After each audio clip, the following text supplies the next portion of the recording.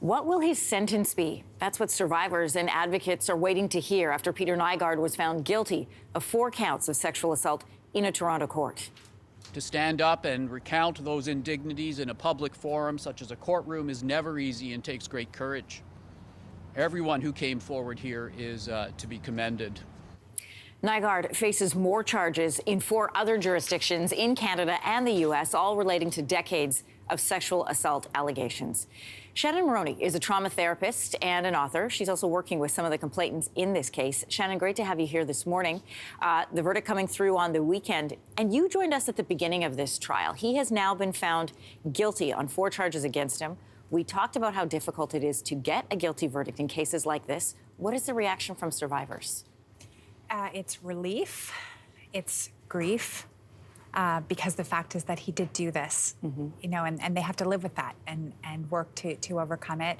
It's some disbelief as well, as I would say at this point, just because it's something that they've lived through, worked on and fought for decades in some cases. So. What are some of the things they've shared with you in terms of reaction, feelings?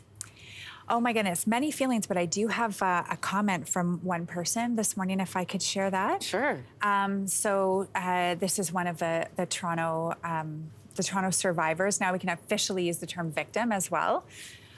Thank God for the Me Too movement. Thank God to the jury who were able to discern the truth from the lies, both that were coming both from Peter Nygard himself and his lawyer. Thank God that the justice system worked. To all women who have been victims of sexual abuse, take heart. The time has finally changed. The winds have turned. My hope is that this case will give permission to other victims to move forward, that it will give them the courage to speak up and to defend themselves. This rape happened to me a long time ago and has tainted my life in many very sad ways. My distrust of men has been so profound that I mostly navigated this lifetime alone. This guilty verdict today gives me hope for the future, and I encourage all women and girls to speak up and not tolerate in any way, shape, or form any kind of abuse.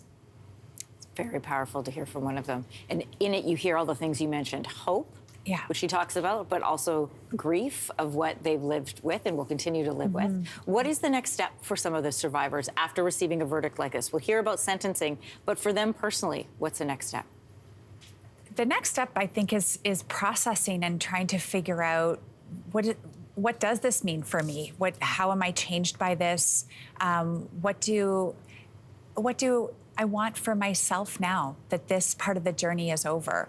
And whether or not they directly received a conviction or they didn't, we know there were a couple of acquittals in this particular matter, or there's someone else they're waiting for justice, or they may never have it. They may never have their day in court. This conviction helps everyone to move forward, and it is shared by survivors with all of their sisters. You know, we mentioned off the top of this interview that there are more charges against him for other jurisdictions, Quebec, Manitoba, and New York. How do the cases there, how are they similar or maybe differ from the one that he was just found guilty of here?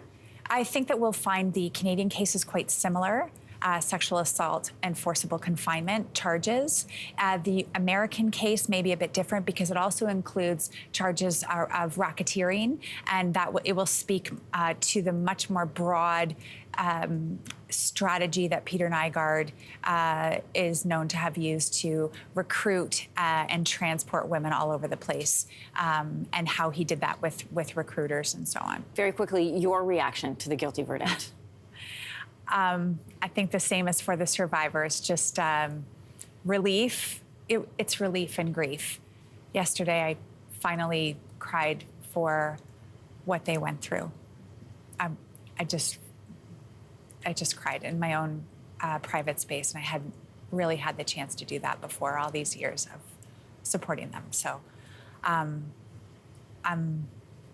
just love them.